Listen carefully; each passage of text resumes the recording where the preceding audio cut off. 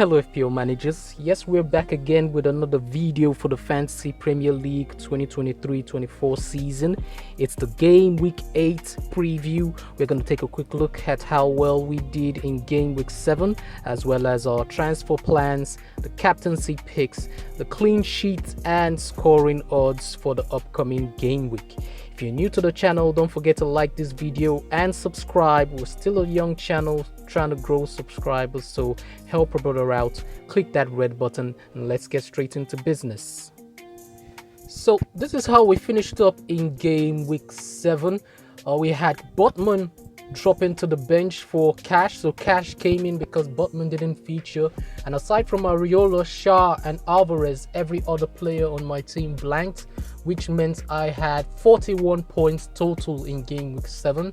We're down to 3.7 million, and we're gonna have to do something to stop this trend. We're gonna have to think outside the box, and if that's going to be the case, then we may need to take a hit for game week 8. Now that's not something I plan to do, and judging by the fact that there's an international break coming up, I would prefer to do that after, just in case there are a lot of injuries.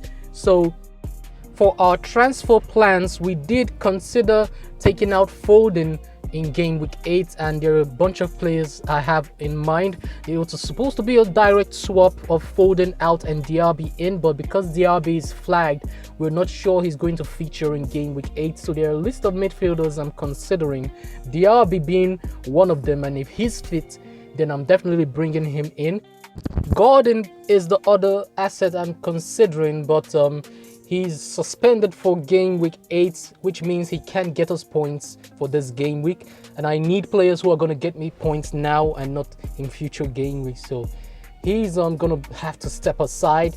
And then there's Neto and Mitoma, Neto being the talisman for Wolves, but Wolves aren't scoring a lot of goals, so I can't really say I can trust that he's going to get me a whole load of points.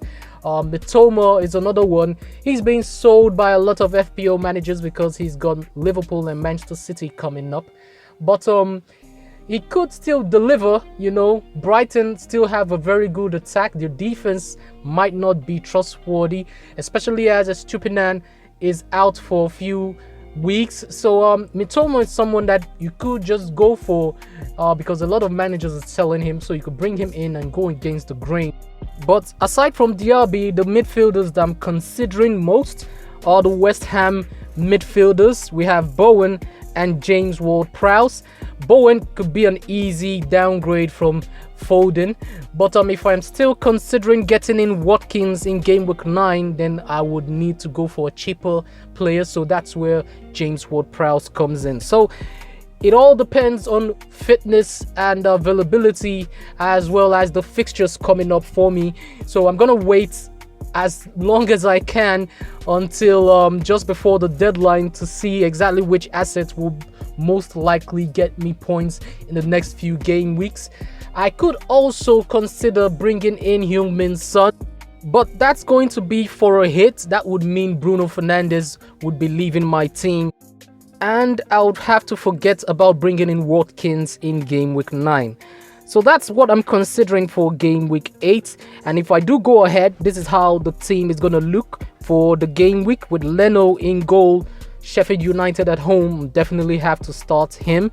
And then we have Shaw, Cash and Udogie, who's facing Luton Town, as well as Madison in our midfield. We've got Mbumo facing Manchester United, Bruno against Brentford, and then Salah, who's away to Brighton. Foden, of course, is going to be leaving for one of the midfielders we've been speaking about. And then our forward line is going to be Haaland and Alvarez away to Arsenal. Now, as for our captaincy, we had Haaland in game week 7. He blanked, and he's been blanking for some weeks now, so we're going to have to diversify our captain pick, and a lot of FPL managers are thinking about getting a different captain for game week 8.